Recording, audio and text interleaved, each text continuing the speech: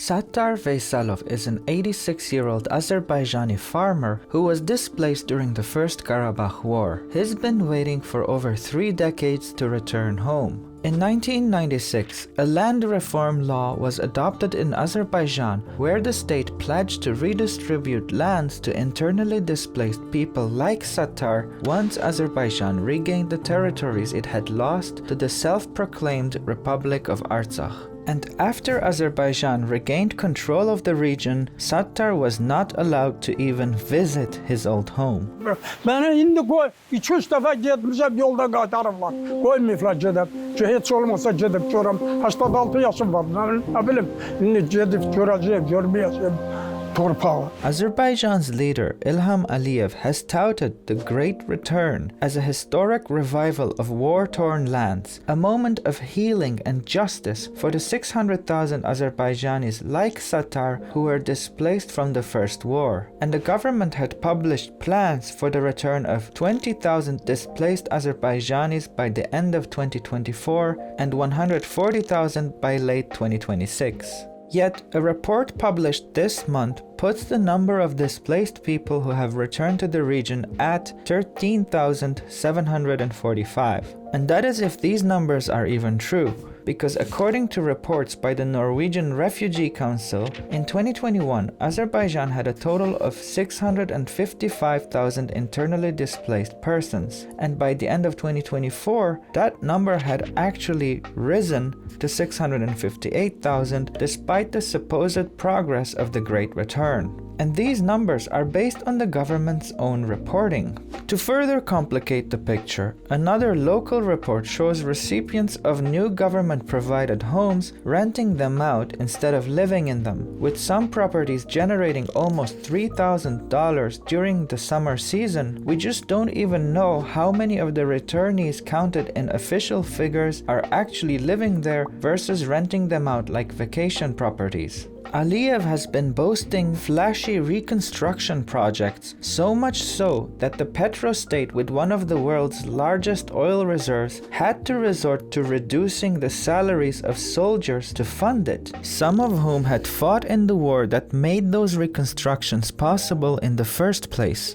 An Azerbaijani opposition leader shared a video of demolitions of homes and wrote that while this was happening, former residents were not even allowed to go there and see their homes. The government claims people like Sattar aren't allowed to visit due to security concerns, while simultaneously announces multi-million-dollar deals after they're already signed with no public calls for bids and no explanation on how land is being distributed. Crackdown and all our other cities are undergoing restoration. This morning, we celebrated the opening of the Crackdown railway station. At the same time, we have begun work on the restoration of the Crackdown-Konkendi railway. I do not know any country where construction and development projects of such proportions are progressing. We are doing all this at our own expense.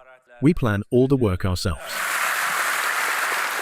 And perhaps nowhere this is as obvious as it is in the agricultural sector. In June of 2022, Abzas Media published a report listing the companies that won government deals to farm on retaken land. For example, Agro Daily LLC was leased 5.2 hectares. This firm is part of Pasha Holding. Records show the ultimate shareholders of Pasha Holding are Aliyev's daughters Leila and Arzu, and Arif Pashayev, the father of his wife, who is also the vice president of the country. Then, 2.3 hectares were given to Crown Co-R, whose ownership overlaps with companies of the head of Azerbaijan's State Security Service and shares an address with firms of Aliyev's presidential security chief. Another company officially allocated 0.9 hectares is Azersan, owned by a Turkish businessman with ties to the ruling family. And these official numbers could be the tip of the iceberg.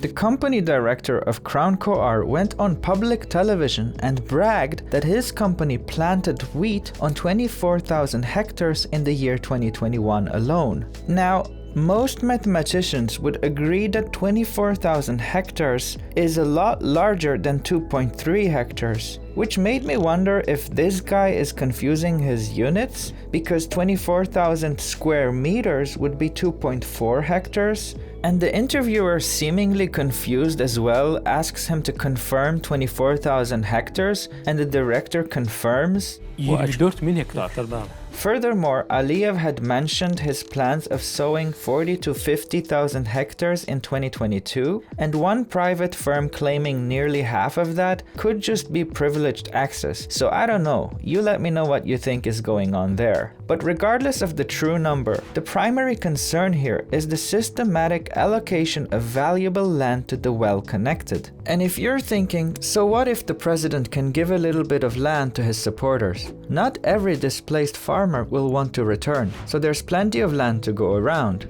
Well, you have to keep in mind that not all arable land is created equal. A little bit of it will be a lot more fertile than the rest. As one Azerbaijani expert said, arable high-quality land is currently being acquired by Pasha Holding and Azersan. I am sure that soon enough these companies will completely seize the fertile lands that are close to water sources and are likely to be used and harvested in a better way. Thus, when villagers, locals who lived there before occupation will see that fertile lands have been seized and will have to be offered only uncultivatable lands once they return. Essentially, the ruling family and its partners are currently carving up the region's resources before its original Azerbaijani inhabitants are even allowed to set foot on it. And sadly, this goes beyond agriculture. In the construction sector, a $100 million joint venture called Dost Agropark was announced between Azerbaijan and ally Turkey. It is co-run by Pasha Investment, which is part of Pasha Holding, owned by the Aliyev family. And on the Turkish side, Dost Ziraat, owned by one Abdulkadir Karagöz, who is married to Erdogan's niece. So this is literally their family business. Two other Turkish companies, Kalyon Holding and Cengiz Holding, won contracts to build new highways and even operate mines in Karabakh. While these companies don't have family connections to Erdogan, they are key political allies, part of what has become known as the Gang of Five Turkish firms that have close links to the ruler and have been awarded most large government tenders during his rule. Another Gang of Five company, Kolin Inshaat, along with an Azerbaijani firm Asvirt, got a lucrative contract to build the so-called Victory Road. According to EurasiaNet, Turkish firms appear to be the biggest winners of the contracts. This is likely Aliyev rewarding an autocratic ally for his support. But how do we know these companies weren't just the best picks for the job?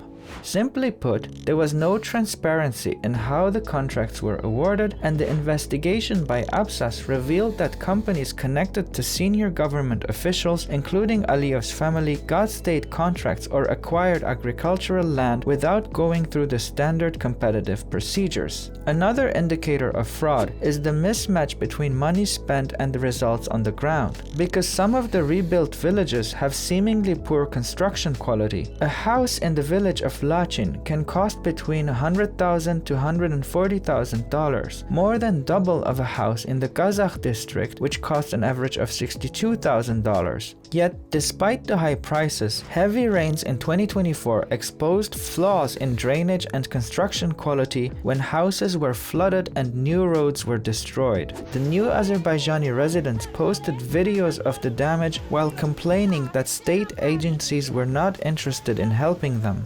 The state agencies were very interested in silencing anyone who asked these questions. You see, there's a lot we don't know about Karabakh's reconstruction, because Azerbaijan has one of the world's least free media environments according to Reporters Without Borders, and the little that we do know is thanks to the few remaining independent media outlets in the country. Abzas Media had at least 4 of their reporters arrested for exposing the Aliyev family's land grab in the conquered territories. The outlet's director was beaten while in custody, and during his interrogation was asked why they chose to cover corruption rather than Azerbaijan's military successes. Another one of the arrested journalists, Sevinch Vagifgizi, is herself a refugee from Karabakh, who the regime is claiming to be liberating for. Yet, when she went asking questions, she was imprisoned under horrific conditions for over a year. Another independent outlet, Turan, who exposed that the majority of the new agroparks established in Karabakh were connected to figures close to the government, was forced to close their office offices along with BBC. This was part of a wider crackdown on all foreign-funded media that ironically followed Aliyev's interview in Russian state media where he said, "Azerbaijani media cannot be financed by a foreign source even by 1%. They throw dirt at our people and our country day and night anyway. They cast a shadow on our victory over Armenia." And so, aside from BBC, Reuters, Bloomberg, Sputnik, and Voice of America all had their accreditations revoked. Similarly, the regime accuses the independent Azerbaijani outlets that were exposing their corruption of being funded by US aid to undermine the state. Accusations denied by Turan and all Avzas journalists as well. To be clear, none of the people I'm talking about today are pro-Armenian. They are just Azerbaijanis who dared to mention that after nearly 5 years of control over Karabakh, the Aliyev regime has failed to deliver on its promise of a great return. Instead of restoring homes and dignity to the hundreds of thousands of Azerbaijanis displaced in the 1990s, the regime is handing prime land and lucrative contracts to family members and loyal oligarchs, and Azerbaijanis who dare ask questions are thrown in prison. I have made many videos covering Azerbaijan's crimes against Armenians because the atrocities committed in this conflict are not symmetrical. But Azerbaijani victims still matter. They too are victims waiting to rebuild their lives. Sattar has a legal right, according to Azerbaijani law, to return to his old home, not some newly built cookie-cutter agro park. But his biggest obstacle isn't across the border. He's sitting on a throne in Baku.